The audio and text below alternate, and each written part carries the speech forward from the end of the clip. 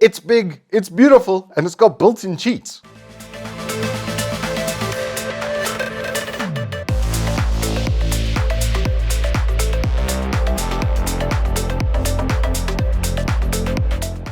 Good afternoon and welcome to Turbo Tortoise Tech. If you're new here, I'm Reese of the 4-piece variety, or Triple XL. And this MSI Optix 32UR-QD-QR-PDQ-UR is a very, very impressive monitor and made specifically for the gamer. I mean, there's little touches here that sort of beg belief, okay? It's just so clear that they are really about making products specifically for gaming, not to be confused with like, oh yeah, it's got some crossover functionality and stuff, but it's so like in that channel, the extra features and stuff are predominantly nice for gamers. So starting off with that, going through the package, for instance, there is a dipole split cable that goes into a tripole into the monitor, which you can then repeat into your gaming headset as a starter. There are 3 printer cables, USB printer cables, to connect to it, and then a Type-C to Type-C to connect that pass-through as well. Then they can put in HDMI 2.1, HDMI DisplayPort 1.4 cable, and then this little sucker over here. They include a mouse bungee, which clips into the bottom of the screen. There's slots over here on either side. So if you want to have it on the right or the left, there's literally slots underneath the bottom over here next to the buttons for you to clip this into. Okay, MSI, I see you. I love this. This was really, really mint. They just replaced a 600 Rand product with a tiny bit of plastic and a little bit of springiness. So yeah, just a nice little touch. And trust me, it doesn't stop there. Then we obviously have the monitor itself. Around the back, you're going to see a light beam up top that is for ambient lighting setting, so that it can create ambient lighting. It is full RGB and stuff, and pretty bright, honestly. Then you have that beautifully done Dragon logo on the top left with the little joystick which controls everything on the OSD on the bottom left. On the bottom right, there is a Kensington lock cable, so you can Kensington lock it. You will notice as well, looking around the back, that it does have a standard 100x100 VESA mount, a very standard periscope neck, no tilt, so it can't rotate, unfortunately. Well, no rotation. It does tilt up and pretty decently up towards you, so I'd give that probably what, a 20-degree angle, and then it can go down over the top of you like that as well. But you can just desk clamp it if you need something a bit more specific. That being said, I don't think you're going to sit very close to this because it's 32 inches. It's flipping huge. Look at the size of it next to me. It's longer than one of my arms. So yeah, it's very big monitor. Is 32 inch in size. But with the 4K, you're getting 137 ppi, which is really nice. 144 hertz panel, IPS, really well spec'd and constructed. 2 of the nicer features that it has is it's got Adobe sRGB mode and a DCI-P3 mode, specifically tuned to give you the flattest color palette so that you can use it for doing design work and stuff. 600 nits brightness. It does have HDR 600, although once again, ghosting is just a problem with this monitor. Games that use it, like Cyberpunk, it was fantastic in that, but in just normal Windows desktop, both the HDCR and the Auto HDR were both giving me some ghosting on text. So that's still a prevalent thing, and I more so blame Windows than I do the monitor for that being a problem. Another thing with the Auto HDR is it applies that to games that don't have HDR, and it tries to get the color palettes and stuff more vibrant, you know, and darken the black areas so that there's more contrast, and it sort of works. It does work, but I found that the built-in just straightforward RTS mode with a bit of brightness tuning gave me the best result. That was like really, really mint. The HDR was better though in Cyberpunk than the setting that I had. But the settings that I had, which was just literally just RTS mode and a bit of brightness increase, gave me such good picture. I didn't go anywhere near the NVIDIA control panel for a change. The vibrancy of this monitor is incredibly good because it's getting to 98% of the DCI-P3, and it has some enhancements to push extra vibrancy to the panel built into the panel. So I like that as well for like esports competitions where you don't have a lot of time to sit and tune the monitor. The built-in modes should be good enough to give you the look and feel that you want to get. Absolutely no smearing, really good response time. It was incredible in games like War Thunder, which I played on this. I was having the best time. I just took out a little starter biplane.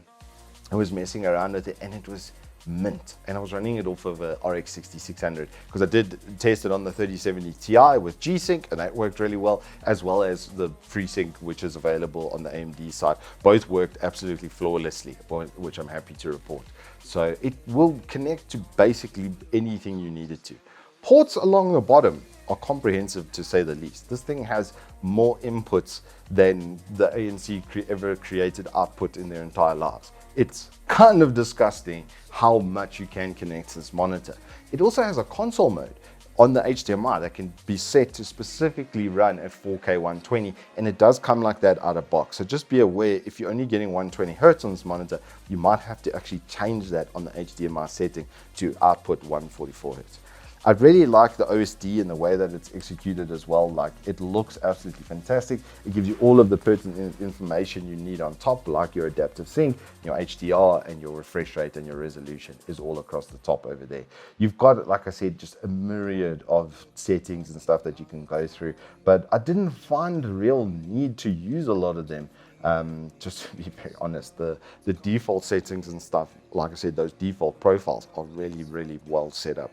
FPS is way brighter and it's going to give that auto blacklight equalizer effect. This does have that as well. So if you want to turn it on or off optionally, you can do that. It basically checks every single checkbox you can want to have as a gamer. And then it does one other thing, which I'm going to have to change the camera angle up quickly to show you. Alrighty, so this is the OSD. As I've shown you before, it's all controlled from the joystick and it's got, a myriad of features as we've previously discussed. You can do your auto brightness, you've got the GR stuff, which includes that, ambient lighting, sound tuning, the KVM, smart crosshair, and the optic scope, which I'm going to show you shortly. One of the things I really like about this OSD is the shortcuts. They can be selected in the OSD. You can change which is in which position, which is nice to have, but just the fact that it's got that on each of the arrows and you can then customize it is kind of nice to have. It's a nice little add-on for just quick functions that you want access to, depending on if you change per game. I'm personally not like that, but some of you might be, and you might want to have different settings for different games. Your CS versus your Dota versus your COD, etc. will probably have different settings. But what I wanted to show you with this is in the GR.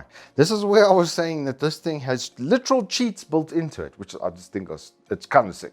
So if you go to the scope and you turn it on, the screen is going to have a little reset time. It does have the world's slowest OSD. The resume from standby is so long, I thought that the monitor might have been broken. It is very slow from that perspective. But what it can do over here is kind of sick, right? So the optic scope is on. So now you go to the scope size, and let's say it's a large size, and then you'll see that area highlighted in the middle of the screen there, and you can select the ratio of zoom for that actual size and that imprint on the screen. So you can build in 4 times zoom into the monitor. Guys, if that wasn't enough, you can cheat, because now you can just put one of the crosshairs in the middle like that. If I can see it, if I go out of the OSD, there it is, then it pops up. And you can actually see that in the middle of the monitor. I just want to try and zoom in on that for you live like this. Sorry, I'm going to do some horrible camera movements over here probably. But just to show you that right there, smack bang, in the middle of the monitor, is now a zoomed in, scoped in setup. It's got built-in cheats. So as you can see, this thing literally has built-in cheats, okay? I found that absolutely amazing. Imagine CS, you're on an AWP, you want a little zoom down banana extra, you know what I mean? You want some extra zoom? You've got it. You can change the shape of that, the size of that. Games that don't have crosshairs, like Rust, for instance, put on zoom and you've got a built-in crosshair all in one. Hashtag cheating. War Thunder. Just take any large, like FPS type of game where you're in a large environment and you've got a built-in scope. You don't even have to have a scope on your weapon. I'm sort of wanting to use this on Tarkov and see how it works, if I can get extra zoom from it or not. And because of the 4K 137 PPI, to give you an idea, like if you take a 50-inch 4K, that's only 88 ppi. I mean, it's considerably less. You know, it's like 40%, 50% less in pixel density. So very high pixel density plus zoom, you basically just get a 1080p picture zoomed, which is really, really sick. The overall, you know, if you just look at this monitor from a spec point, it does seem quite expensive. At 22,000 Rand, it's not what you would call cheap. But if these sorts of gaming feature sets appeal to you and you need a crossover in design, or you have a 4090 and you just want like one of the best monitors you can get, this will come highly recommended for me. I give it a solid 9 out of 10. The only thing I think it's missing is that they didn't tune the color to the point that they got the Delta variants less than 2. It does noticeably have, like, it's very good on its shading, don't get me wrong. It's probably got a Delta variant of about less than 4, I would say, is probably where this monitor is sitting at. It's very close to being perfect, but I can just see from having tested a bunch of monitors in that range, it's not quite as good as those are in those areas. But everything else, the resolution, the refresh rate, the feel of the monitor, it was fantastic. Even at 60 FPS, because of G-Sync, it still feels really good and really responsive. So yeah, I'd like to see this come down a little bit in price. I would say it's maybe 10% too expensive, and you could always attribute that to rampant ANC tax on just absolutely everything. So maybe when it goes on special, this at about 20K, then it makes it a very, very compelling argument. I would also like to see one of these with like a mild curve, like maybe 1800R sort of curve as well. I think that would really take it to the next level. But as it stands, MSI's made a really, really good monitor over here. Little bit on the premium side. So yeah, take that with a pinch of salt. But if you bought one, I don't think for like 4K and 144, I don't think you're going to be complaining much. Anywho, that's all I have for you on the MSI Optix. If you have enjoyed this review, then please do hit us up with a like and subscribe. And I will see you on the flip side. If we're speaking truth, 'cause when the daylight comes, I still lose.